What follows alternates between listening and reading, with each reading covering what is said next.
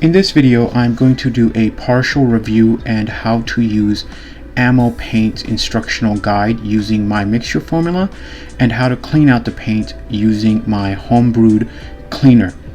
As you can see, the sets are really beautiful and I love 70s era airplanes, so I'm very excited to try out these paints.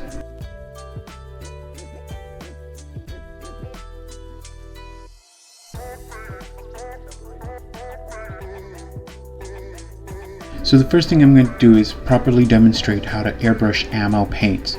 This was the biggest complaint I saw on online modeling forums about ammo paints.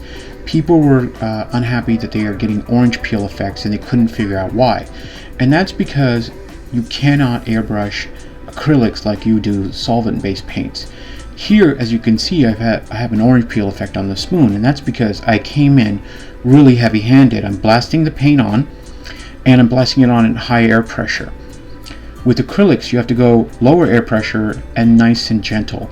The first layer on an unprimed surface breaks the surface tension, and then you can come in and add in more paint, and you'll get and the paint will self-level, and you'll get a nice smooth layer of paint. But if you blast it on, it's gonna get orange peel effect. So here I'm going in nice and misty, breaking the surface tension. And now that my first layer is on, you'll notice I'm going in more heavy-handed, and heavy-handed is a relative term when you're using a 0.2mm needle nozzle at 15 psi. But as you can see, the paint is going on smooth, it's self-leveling. It's going to give me a nice satin finish, a satin-like finish, not a complete satin finish. And the other good thing about acrylics is I can control the effect from the paint. If I want this brown to be really a dark brown, I can keep adding in paint layer and layer, or I can keep it a lighter brown. It's really up to me. You can do this with solvent-based paints as well, but it's harder to do with solvent-based paints because of the way they airbrush and they just cover. So as you can see, nice effect there and orange peel there.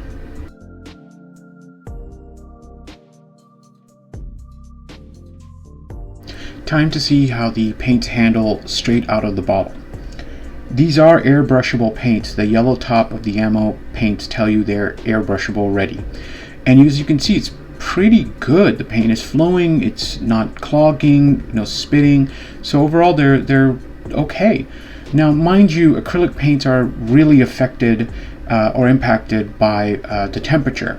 And currently where I live, it's pretty cold. I have my window open, it's about 65, so you're going to notice not as much clogging.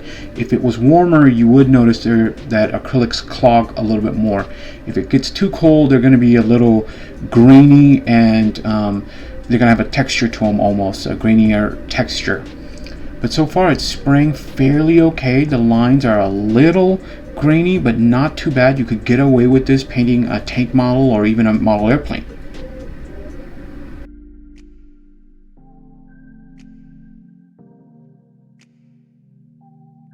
So time to test the paints with my mixture formula.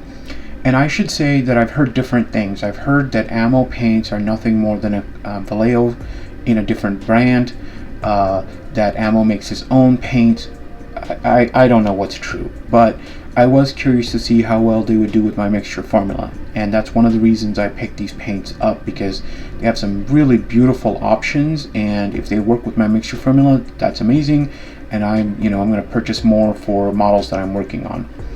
So as you can see, what I'm doing is I'm demonstrating how to properly mix paint. I prefer to mix paint in my airbrush cup, but for this video I wanted to show you how to properly mix paint, which is always mix it in a cup so you can control the paint. And here I put in 10 drops of paint to 10 drops of thinner, and I'm testing the paint by running it up the wall of the cup. And what I'm looking for is the paint sticks but flows nicely down. If it sticks but it's translucent, that means it's too thin. If it flows down really slowly, it's too thick.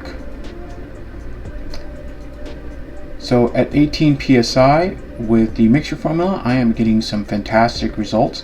As you can see, it is not as grainy as the lines straight from the bottle.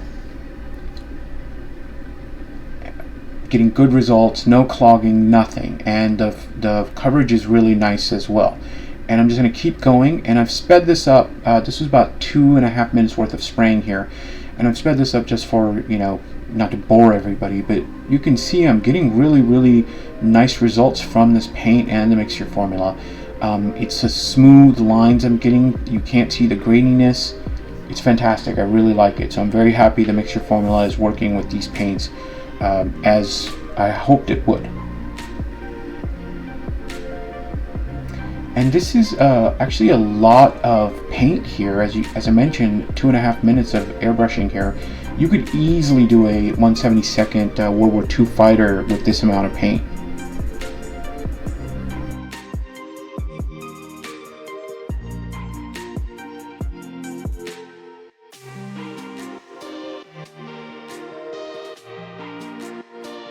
So this is going to be an interesting test. Ammo claims that their paint, which is airbrushable ready, is also brush paint ready, and that's pretty cool. You can't do that with Vallejo Model Air. They're too thin. They're ready for airbrushing, but they're not great for brush painting. And so this is kind of a game changer in my opinion if you can use these paints directly for both purposes, and they're ready to airbrush, but they're also ready to brush paint. So I'm testing on a piece here, as you can see, and with acrylic paints, when you brush paint, you always want to go perpendicular. So here I'm going to go up and down for the first layer and change the direction and go left and right for the second layer. And that's to prevent brush strokes appearing. And as you can see, the paint is starting to build up very nicely. And as I add more layers, the paint is starting to level out. You can barely see any brush strokes whatsoever, so this is pretty impressive.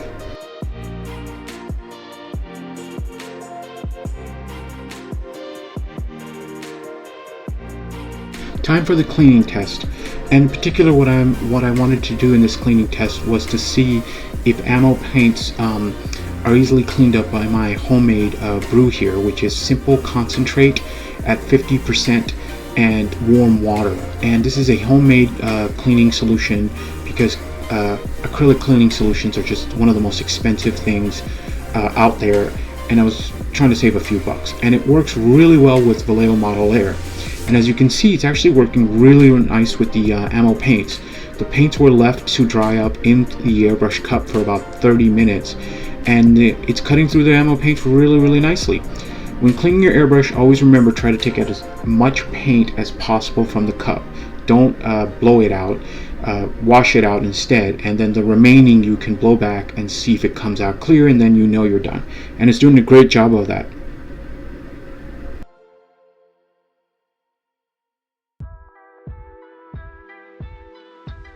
So what do I think about these paints? Couple of things. I really love that there's a stirring ball inside the paint. That is very important because if you put in the wrong type of stirring ball, like in this case, the paint will be ruined and you cannot use it anymore. I really love the options they provide. There's some really colorful aircraft, and so I'm very happy with that. But I'm also happy to see that there's options for acrylic users. That's really nice as well.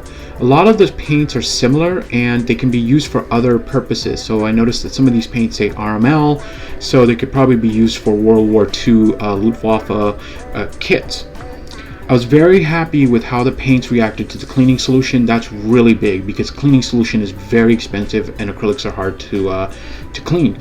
And the paint itself is really nice pigment, and it laid down really well with the acrylic formula. So I'm very happy with these paints and highly recommend them.